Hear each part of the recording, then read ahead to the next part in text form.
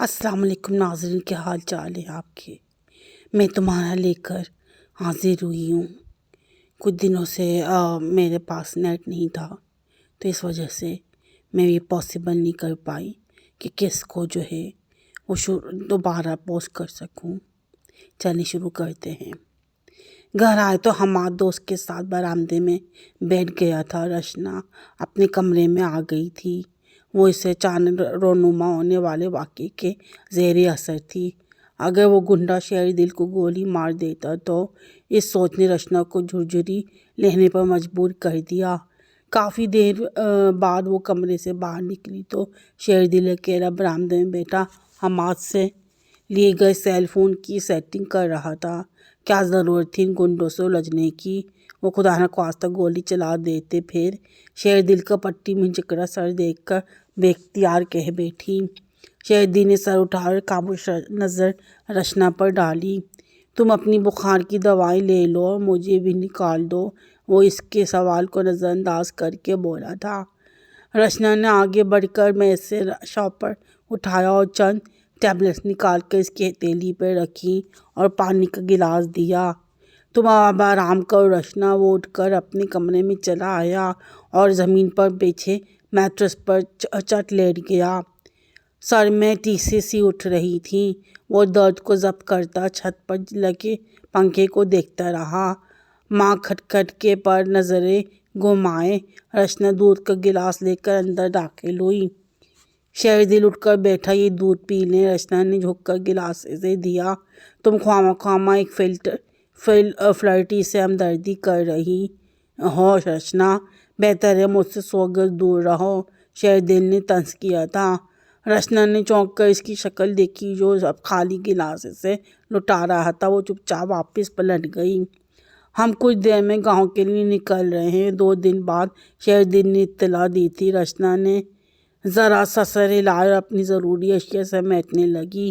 ان دنوں میں شہردل کے سر کی پٹی بھی اتر گئی تھی اور رشنا کا بخار بھی پھر کچھ تھا جو دونوں کے درمیان آ گیا تھا۔ شہردل پہلے سے سنجیدہ اور رشنا پہلے سے زیادہ خاموش ہو گئی تھی۔ وہ ان دنوں گھر پہ رہا تھا۔ پھر دو انسانوں کی موجودگی میں بھی گھر خالی سا محسوس ہوتا تھا۔ حماد ملنے آتا تو کچھ دیر رونق لگ جاتی اور بس۔ جس وقت وہ گاؤں پہنچے پیر ڈھل رہی تھی۔ فہمی خالہ جس انتظار میں بیٹھی تھی رشنا سے بہت محبت سے ملی۔ وہ سفر کی تھکان کے باوجود ان سے مل کر تازہ دم ہوئی تھی۔ البتہ بیٹے کو گلے لگا کر پیشانی چومتے سر کا گاؤں دیکھ کر وہ روحان سی ہوئی۔ کس نے کہا تھا ان موئے ڈاکوؤں سے لڑنے بھیڑنے شروع کر دے؟ ارے دے دیتا سب کچھ، موبائل تیری جان سے زیادہ قیمتی تھا، وہ بے حد خفا لہجے میں شہردل سے بولی۔ اماں میرا پورا ڈیٹا تھا اس میں، شہردل نے آہستہ سے کہا۔ باہر میں جھونکتا ڈیٹے کو ایک موبائل کے پیچھے سرگرمانہ عقل مندی ہے، وہ بیٹے سے الجھ رہی تھی۔ رشنا نے ان کی باتوں پر کچھ چونک کر شہردل کو دیکھا جو دانستہ ماں کی طرف متوجہ تھا۔ اس نے اصل بات چھپا کر ماں کو زخمی ہونے کی وجہ غلط بتائی تھی۔ رشنا کی شرمندگی میں کچھ اور اضافہ ہوا تھا اور ایک خاص جذبے میں بھی۔ کشادہ سے برآمدے میں لکڑی کے پنکھے جھولے میں بیٹھی وہ ان کی باتیں سنتی کافی مطمئن نظر آ رہی تھی۔ دل میں جو عجیب سی کچھ خدشے تھے وہ نہ جانے کیسے رویے رکھیں گے ختم ہو گئے تھے۔ دوپہر کے کھانے کے بعد فہمی خالہ اپنی ماضی کو دہراتے ہوئے اپنی ماں اور نانی اور رشنا کی نانی کے قصے سناتی بار بار آبیدہ ہو جاتی تھیں۔ رشنا کی آنکھیں تو ویسے بھی نیر بہانے کو تیار رہتی تھی، سو وہ بھی بھیگی پلکیں جھپکتی ان کی باتیں سنتی رہتی۔ سلام چاچی، ایک چہیتی آواز نے ان کی باتوں میں رخنہ ڈالا تو رشنا نے گردن موڑ کر دیکھا۔ ایک بہت گوری چٹی موٹر سائیکل کی ایک لڑکی سامنے کھڑی تھی۔ دبیر فاطمہ، میری جیٹھانی کی بیٹی، فہمی خالہ نے رشنا کو بتایا۔ تبو نام ہے میرا، وہ ٹھک کر کہتے پاس چلی آئی۔ بلیک ٹاپس پر سرخ رنگ کی کرتی، گلے میں لٹکا زوردار زرد رنگ کا سٹول، آنکھوں میں کاجل کی موٹی لکیر، ہونٹوں پر سرخ چمکدار لپسٹک۔ وہ گاؤں کی لڑکی اپنے طور ماڈرن بنی ہوئی تھی۔ آپ رشنا ہو؟ چاچی نے بتایا مجھے کہ میری خالہ جان بھانجی گاؤں رہنے آ رہی ہے۔ وہ رشنا کو بغور دیکھ کر بولی۔ میں نے کہا گاؤں میں کیا رکھا ہے جیسے دیکھنے آ رہی ہے۔ وہ عجیب سے انداز میں ہنسی۔ میں بیٹی ہوں گاؤں میں، مجھ سے ملنے آئی ہے تو اپنی بونگی ناجار فہمی خالہ نے اسے لتارا۔ اچھا بابا ٹھیک ہے، اس نے منہ بنایا۔ چاچی شیرو کہاں ہیں؟ پھر اس نے نظر ادھر ادھر دوڑائی۔ وہ اپنے کمرے میں آرام کر رہا ہے۔ فہمی خالہ کے بتانے سے قبل وہ شیردل کے کمرے میں جا چکی تھی۔ ہاں تو میں کیا کہہ رہی تھی فہمی خالہ؟ اس کے جاتے ہی باتوں کا سلسلہ پھر سے جڑا۔ پھر رچنا کی دلچسپی ایک دم ہی ختم ہوئی تھی۔ ہاں فہمی چاچی بچاؤ۔ دفتن تبو تیزی سے بھاگتی ہوئی آئی، پنکھے پر چڑھ گئی۔ ادھر آ بدتمیز، اماں کے پاس کہاں جا کر بیٹھی ہے؟ شیردل الجھے بالوں اور نیند بھری آنکھوں سمت تبو کی طرف لپکا۔ اس کا چہرہ اور قمیص کا گریبان گیلا ہو رہا تھا۔ چاچی بچاؤ۔ تبو فہمی خالہ سے لپٹ گئی۔ کیا ہوا؟ کیا کر دیا ہے تو نے؟ فہمی خالہ جھنجھلائیں۔ میرے اوپر پانی پھینک کر بھاگی ہے، شیردل نے شکایتی انداز میں کہہ کر فہمی خالہ کے دوپٹے سے چہرہ پوچھا۔ بری بات تبو، وہ تھکا ہوا آیا ہے۔ فہمی خالہ نے تبو کو گھر کا کہا تھا۔ اسے سمجھا دو اماں، کسی دن مرے گی میرے ہاتھوں سے۔ شیردل غصے سے بولا۔ مری تو ہوئی ہوں تیرے ہاتھوں سے، تبو نے معنی خیز انداز میں کہا تھا۔ رچنا نے بہت چونک کر تبو کو دیکھا تھا اور جو مسلسل کھلکھلا رہی تھی۔ میں اب سونے جا رہا ہوں، خبردار جو مجھے تنگ کیا۔ خیر، شیردل دھمکی دے کر واپس پلٹا اور کمرے کا دروازہ بند کر لیا۔ کیوں تنگ کرتی ہیں اسے؟ کچھ اتوار سیکھ۔ فہمی خالہ نے تبو کو پیار سے چپٹ ماری۔ ابھی تک بچی بنی ہوئی ہے، تبھی تو وہ چڑھتا ہے تجھ سے۔ وہ بچپن سے خلوص ہے، تو میں کیا کروں؟ وہ چاچی کے کندھے سے لٹکی تھی۔ رچنا نے خاموشی سے دونوں کو دیکھا۔ اچھا چاچی، میں بعد میں ہی آؤں گی۔ تبو پنکھے سے چھلانگ لگا کر اتری اور اٹھاتی ہوئی باہر نکل گئی۔ بڑی شرارتی لڑکی، فہمی خالہ نے مسکرا کر رچنا کو مخاطب کیا جو کسی گہری سوچ میں تھی۔ اگلی صبح شیردل ناشتہ کر کے شہر جانے کو تیار ہوا۔ اماں اس کے بیگ میں سوجی کا حلوہ، دیسی گھی اور میٹھی ٹکیاں رکھ رہی تھیں۔ شیرو بیٹا، کچھ دن ٹھہر جاتا، میں تجھے قوت بخش غذا کھلاتی۔ اتنا زخم لگوا کر آ گیا ہے، کتنی کمزوری ہو گئی ہوگی۔ وہ بیٹے کو دیکھ کر بولی، جھک کر پاؤں میں جوتا پہن رہا تھا۔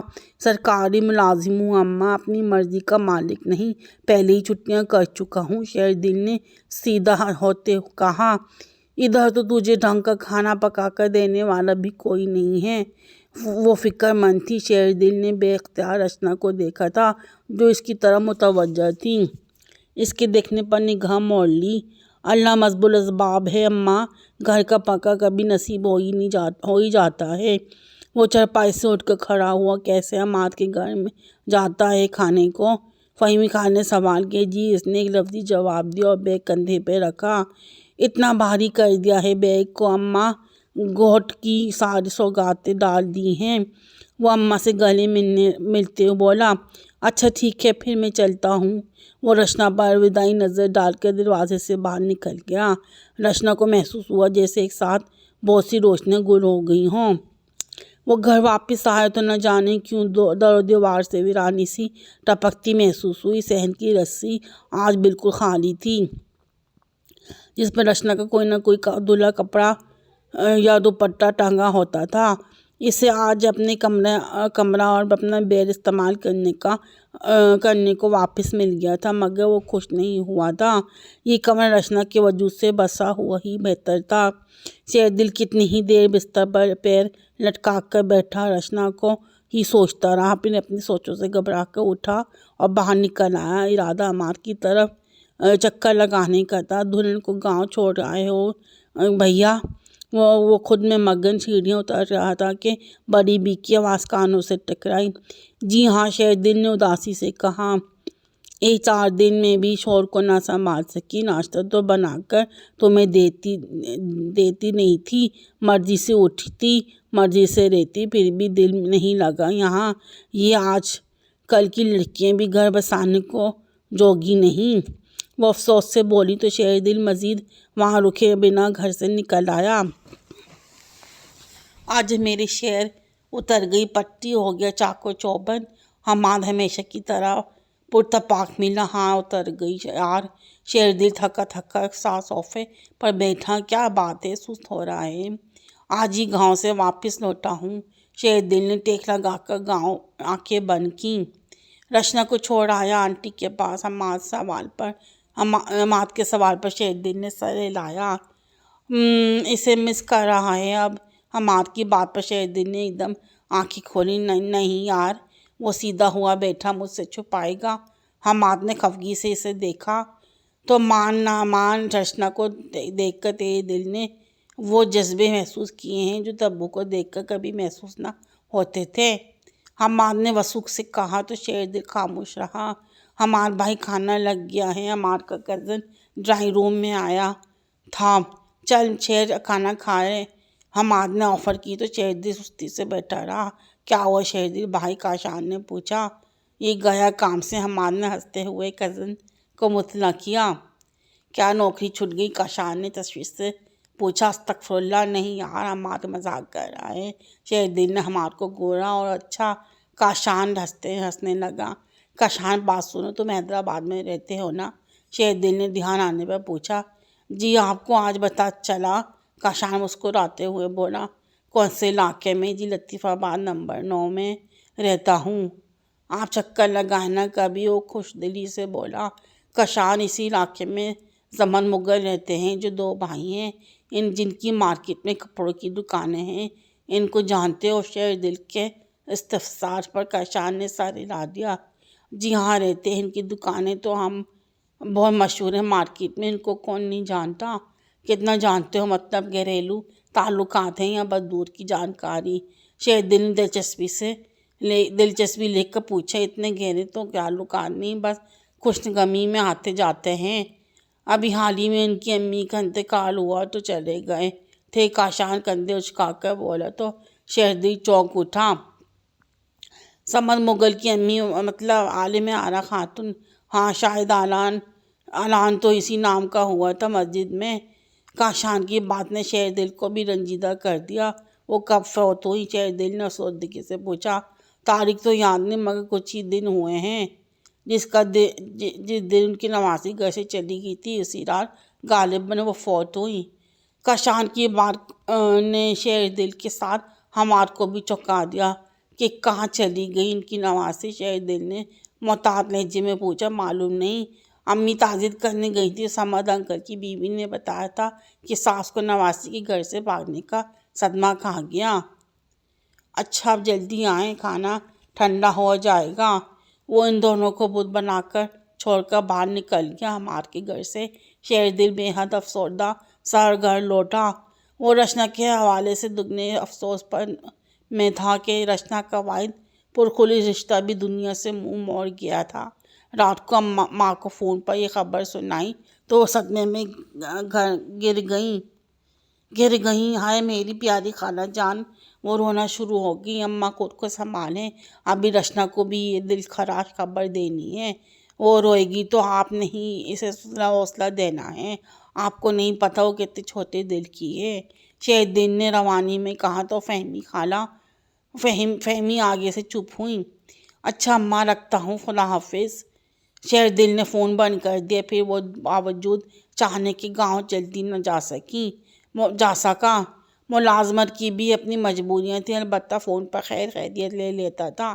اماں صرف اسی کو پوچھے جاتی اور گھما کر رشنا کا حال دریافت کرتا۔ اماں کے بقول وہ وہاں ایڈجسٹ ہو گئی تھی، بس نانی کو یاد کرتی رہتی تھی۔ پورے 1 ماہ 10 دن بعد اس کو فرصت ملی تو فوراً گاؤں کی تیاری پکڑی۔ وہ بغیر بتائے آیا تھا۔ سو دروازے پر پہلے سے ہی استقبال کا کوئی موجود نہیں تھا۔ کافی دیر گھنٹی بجانے کے بعد دروازہ کھولا تو دشمنی جہاں سامنے کھڑی تھی۔ شیردل کتنی ہی دیر پلکیں چپکائے بغیر اسے دیکھتا رہا۔ رچنا اس کی مہوت سے گھبرا کر ایک طرف ہو گئی۔ آئیے اس نے اپنے تہ اندر آنے کا راستہ دیا۔ شیردل چھوٹے چھوٹے قدم اٹھاتا اندر آیا۔ کیسی ہو؟ شیردل نے دروازہ بند کرتی رچنا سے پوچھا۔ ٹھیک ہوں کہہ کر شیردل کے ساتھ ہی اندر آئی۔ اماں نہیں ہیں کیا؟ شیردل نے گھر کی ویرانی محسوس کی۔ جی نہیں، کسی کی تعزیت پر گئی ہیں، رچنا نے کہہ کر قدم آگے بڑھایا۔ اچھا۔ شیردل اندر آیا، اپنا بیگ کندھے سے اتار کر صوفے پہ رکھا، پھر رچنا کے پیچھے کچن میں چلا آیا۔ وہ فریج کھول کر کھڑی تھی، قدموں کی آواز پر مڑی۔ پانی پینا تھا۔ شیردل نے فریج کی طرف بڑھتے ہوئے کہا۔ رچنا وہاں سے ہٹ کر کافی فاصلے پر کھڑی ہو گئی۔ کھانا کھائیں گے؟ وہ پانی پی چکا تو رچنا نے پوچھا۔ ظاہر ہے کھاؤں گا، شیردل نے کہا، پھر جیب میں ہاتھ ڈال کر موبائل نکالا۔ رچنا یہ تمہارا سیل فون ہے، نئی سم ڈلوائی ہے؟ اس نے موبائل رچنا کی طرف بڑھایا۔ کیا فائدہ اب سیل فون کا؟ رچنا نے اس کا بڑا ہاتھ نظر انداز کر دیا تھا۔ کیا مطلب؟ شیردل نے استفہامی انداز سے نظروں سے اسے دیکھا۔ میں اس سے نانی کو فون کر سکتی ہوں؟ رچنا نے شیردل کو لاجواب کیا تھا۔ بہرحال یہ تمہاری امانت ہے، مجھے لٹانی تھی سو لے آیا۔ شیردل نے موبائل سلیب پر رکھ دیا۔ رچنا نے جواب دیے بغیر بنا پلیٹیں نکالیں، ڈوگے میں سالن نکال کر پھر ہاٹ پاٹ کھولا۔ وہیں کھڑا اس کو بے نیازی سے کام کرتا دیکھتا رہا۔ رچنا کو اپنے وجود پر اس کی نظروں کا ارتقاء شدت سے محسوس ہو رہا تھا۔ آپ باہر بیٹھے میں کھانا لگاتی ہوں، رچنا نے اس کی نگاہوں سے خائف ہو کر کہا۔ ادھر کھڑا میں تمہیں کہاں جاؤں گا؟ شیردل نے چڑ کر پوچھا۔ ہاں کھا بھی سکتے ہو، رچنا نے آہستہ سے کہا۔ اور ترچھے رخ پر کھڑی تھی، گلابی رخسار اور ستواں ناک میں جڑی لونگ کی چمک۔ شیردل کی نگاہیں پھریں۔ اتنے دن میرے ساتھ تنہا رہی، تب نہیں کہا اب کہاں جاؤں گا؟ وہ بھی ہولے سے بولا۔ تم آج بھی میرے حوالے سے بے اعتبار ہو رچنا۔ پھر شیردل کے لہجے میں رنجیدگی در آئی۔ رچنا خاموش رہی۔ شیردل کچن سے باہر نکل گیا۔ وہ کھانے کی ٹرے لے کر جب باہر آئی تو بیرونی دروازے سے فہمی خالہ شیردل کو ساتھ لگائے اندر آ رہی تھیں۔ شیرو بتا کر نہیں آ سکتا تھا، وہ بیٹے پہ خائف ہو رہی تھی۔ سرپرائز دینا تھا اماں، وہ ان سے لپٹ کر بولا۔ آنے کا بتا دیتا تو بہت کچھ پکا کر رکھتی تیرے پسند کا۔ وہ رچنا کو ٹیبل پر کھانا چنتے دیکھ کر بولی۔ ارے اماں، گھر کی دال سبزی بھی نعمت ہے۔ وہ کرسی کھینچ کر بیٹھا اور اروی کا سالن روٹی کے ساتھ رغبت سے کھانے لگا۔ سویرے ہی نکل آتا تو دوپہر کا کھانا اچھا پکا لیتے، ان کی تسلی نہیں ہو رہی تھی۔ اماں یہ بھی بہت اچھا پکا ہے، اور رچنا کے ساتھ ویسے بھی ذائقہ بہت ہے، وہ مگن انداز میں بولا تو فہمی خالہ نے بغور اسے دیکھا۔ تجھے کیسے پتہ یہ رچنا نے بنایا ہے؟ اماں لہجے اس بار جانچتا ہوا تھا۔ شیردل کا روٹی توڑتا ہاتھ رک سک گیا۔ کچھ دن بنا کر کھلایا تھا اس نے نظر اٹھا کر رچنا کو دیکھا اور اماں نے اس کی نظر کو۔ رچنا وہاں سے اٹھ کر چلی گئی۔ تجھے رچنا پسند ہے؟ شیردل رات کو اس کے سر میں تیل کی مالش کرتے ہوئے اماں نے سوال کیا تو وہ چونک گیا۔ جی اماں، شیردل نے اعتراف کیا۔ شادی کرنا چاہتا ہے اس سے؟ اماں کے دوسرے سوال پر شیردل مسکرایا۔ نہیں اماں، اچار ڈالنے کو پسند کیا ہے۔ ہیں؟ اماں ذرا دیر حیران ہوئی، پھر کہا کیوں نہیں مجھ سے کہ میں بات آگے بڑھا۔ انہوں نے بات سمجھ کر بیٹے کے بال کھینچے۔ اف اماں، اتنا تشدد کیوں کر رہی ہو؟ وہ بلبلایا۔ تو کیا کروں؟ تیرے میسنے پن پر تجھے ہار پہناؤں؟ دل میں باز رکھ کر بیٹھا ہے، بتاتا نہیں؟ وہ خفا لہجے میں بولی۔ اماں سے کہتا آپ کو میرے لیے تبو کے علاوہ کوئی لڑکی نہیں سوچتی؟ شیردل نے منہ پھلایا۔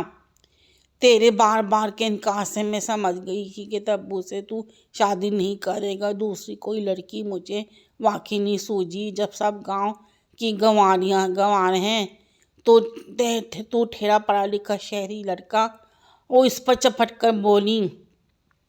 پڑھا لکھا 17 گریڈ کا شریف لڑکا شیر دل نے اپنا من پسند ٹکڑا لگایا۔ ماں صدقے ماں نثار ہوئی، میرے پٹ بیٹے جیسا تو سارے گوٹ میں نہیں، وہ فخر سے بولی۔ رشنا کیسے لگی ہے تجھے اماں؟ شیر دل ماں سے لگ کر بیٹھ گیا۔ اچھی ہے بچے، تیری پسند ہے، پھر بھی خالہ کی آنکھوں کی ٹھنڈک ہے، تو مجھے بھی پیاری ہے، مسکرا کر بولی۔ سچ؟ شیر دل کی آنکھیں چمکی۔ کل ہی اسے چلاک لڑکی کو گھیرتی ہوں جس نے تجھے اپنے ہاتھوں سے کھانا کھلا کر تجھے پکلا دیا۔ اماں کے لہجے میں شرارت تھی۔ نہ نہیں، تو رہنے دے اماں، میں اس سے خود بات کروں گا، شیر دل نے کہا، پھر اماں کی نظروں سے جھپ گیا۔ وہ مالش کروانے کے بعد فوراً سر دھویا۔ اماں کی گھوریوں کے باوجود اس کو تیل برداشت نہیں ہوتا تھا۔ ادھر لگا ادھر دھویا، گیلے بال تولیے سے پہنچتا۔ وہ صحن میں نکلا تو رشنا غالباً عشاء کی نماز پڑھ کر کمرے سے نکلی تھی۔ آدھے وجود پر نماز کی چادر لپٹے اس کا رخ کچن کی طرف تھا۔ شیر دل صحن کی چارپائی پر اس رخ پر بیٹھا جہاں سے باورچی خانے کے اندر تک صاف نظر آتا تھا۔ اس نے جیب سے موبائل نکالا اور ایک نمبر ڈائل کیا۔ رشنا برتن دھوتے چونکی سلیب پر پڑا موبائل بج رہا تھا جیسے شیر دل نے ادھر رکھا تھا اور رشنا نے اٹھانے کی زحمت نہ کی تھی۔ رشنا نے ایک نظر موبائل پر ڈالی اور پھر سے اپنا کام کرنے لگی۔ شیر دل نے پھر رنگ کی۔ رشنا نے پھر گردن موڑی پر اپنی جگہ سے نہیں ہلی نہیں۔ 4-5 کالز کے بعد شیر دل نے ایک میسج سینڈ کیا اور پھر رنگ کی۔ رشنا باہر زچ ہو کر گیلا ہاتھ سے چادر پوچھتی سلیب کی طرف بڑھی اور فون اٹھایا۔ رشنا اسکرین پر 7 مس کالز شیر دل کی طرف سے دیکھ کر چونکی۔ سیل میں اس نے اپنا نمبر فیڈ کر رکھا تھا۔ رشنا سیل واپس رکھنے لگی کہ میسج فرام شیر دل اسکرین پر جگمگایا۔ انسانی فطرت سے مجبور ہو کر اس نے میسج کھولا۔ اگر یہ کہہ دو بغیر میرے نہیں گزارا تو میں تمہارا، یہاں اس پر مبنی کوئی تاثر، کوئی اشارہ تو میں تمہارا۔ رشنا میسج پڑھ کر بری طرح چونکی۔ ایک اور میسج کی ٹیون بجی۔ رشنا کھول کر دیکھنے کو مجبور ہوئی۔ تم اپنی شرطوں پر کھیل کھیلو، میں جیسے چاہوں لگاؤں بازی۔ اگر میں جیتا تو تم ہو میری، اگر میں ہار تو میں تمہارا۔ رشنا کی ہاتھ ہلکے سے لرزی۔ اس نے سر اٹھا کر سامنے دیکھا۔ کچن کی کشادہ کھڑکی سے صحن میں بیٹھا شیر دل صاف نظر آ رہا تھا۔ وہ رشنا کی طرف ہی متوجہ تھا۔ اس کی آنکھوں کی چمک اتنی فاصلے سے بھی واضح تھی۔ رشنا کا دل دھڑک اٹھا۔ رشنا بیٹا، آج بستر کوڈ چھت پر لگانا، نیچے کمروں میں تو بڑا حبس ہے۔ اماں اچانک کچن میں چلی آئیں تو رشنا یوں گھبرائی جیسے چوری کرتے پکڑی گئی ہو۔ جی خالہ، وہ سیل ہاتھ میں تھامے کچن سے نکلی اور تیزی سے سیڑھیاں چڑھ کر چھت پر چلی گئی۔ چھت پر آ کر وہ چارپائی پر گرنے کے سے انداز میں بیٹھی اور چہرہ ہاتھوں میں چھپا لے گود میں رکھا موبائل ایک بار پھر بجا۔ رشنا نے گیلے چہرے سے ہاتھ اٹھایا اور موبائل آن کیا۔ تمہارے ہونے کے فیصلے کو میں اپنی قسمت چھوڑتا ہوں۔ اگر مقدر کا کبھی ٹوٹا کوئی ستارہ تو میں تمہارا۔ پیغام پڑھتے ہوئے آواز بھی سنائی دی تو رشنا نے سر اٹھایا۔ شیر دل لبوں پر دلفریب مسکراہٹ لیے سامنے کھڑا تھا۔ اس کے عین پیچھے 14 تاریخ کا گول تھالی جیسا چاند جگمگا رہا تھا۔ دودھیا چاندنی ان دنوں میں روشنی بکھیر رہی تھی۔ سب کچھ بہت واضح تھا، پھر بھی رشنا کی آنکھوں کے آنسو دھندلا پھیلا رہے تھے۔ شیر دل اس سے کافی فاصلے رکھ کر بیٹھا۔ شاعری کی زبان میں کافی کچھ کہہ دیا۔ رشنا، اب صرف اتنا پوچھنا ہے، کیا میری سچ مچ والی بیوی بنو گی؟ شیر دل کے لہجے سے شرارت آیا تھی۔ رشنا نے نظریں جھکا لیں۔ کیا مجھ سے شادی پر انکار ہے؟ شیر دل اس کی خاموشی پر بے چین سا ہوا۔ رشنا نے بے اختیار نفی میں سر ہلا دیا۔ اماں، شکر خدا کا، پھر میں خاموش کیوں ہوں؟ اور تبو غالباً آپ کو پسند کرتی ہے، رشنا نے آہستہ سے کہا۔ اوہ، اس بات سے پریشان ہو؟ میں اور تبو ساتھ پلے بڑھے ہیں ضرور ہیں، پر مجھے اس کی عادات بالکل پسند نہیں۔ میری طرف سے اس کے لیے ہمیشہ انکار رہا ہے۔ میں نے کوئی امید کبھی نہیں دلائی اور اماں کو بھی ہمیشہ اس بات سے منع کیا۔ سو اپنی طرف سے میں بالکل کلیئر ہوں، شہردل نے خوشگوار انداز میں وضاحت کی۔ اور کچھ اس نے پوچھا تو رچنا نے جواباً سر میں نفی ہلایا۔ بس سر ہلاتی رہو گی یا کھل کر بھی کچھ کہو گی؟ شہردل جھنجھلایا۔ رچنا مسکرائی۔ ہاں جی، مسکرا لو میری کیفیت پر۔ ادھر بڑی بھی مجھے گھر سے نکالنے پر تلی ہیں، کہتی ہیں دلہن واپس نہیں آئی تو تمہیں سامان سمٹ گلی میں پھینک دوں گی۔ وہ نسوانی آواز نکال کر بولا تو رچنا باختیار ہنسی۔ تو جھوٹ کیوں بولنا اب بھگتے؟ وہ مقصود انداز سے بولی۔ جھوٹ نہیں بولا تھا، یہ مستقبل میں انجام پذیر ہونے والی سچائی تھی جو انہوں نے تمہیں دیکھتے ہی میری دلہن مان لیا۔ شہردل نے رچنا پر ایک پیار بھری نظر ڈالی تو رچنا کے رخسار دہک اٹھے۔ ان سے کہیں انتظار فرمائے، دلہن اتنی جلدی لوٹنے والی نہیں، رچنا نے بے اختیار ہو کہا، پھر شرما کر نظریں جھکا لیں۔ شہردل کا کہکا بے ساختہ تھا۔ یہ تھی کہانی میں تمہارا۔ آپ کو کیسی لگی؟ امید ہے پسند آئی ہوگی۔ بہت اچھا سلسلہ رہا۔ چلیں میرے چینل کو سبسکرائب کریں، لائک کریں اور شیئر کریں۔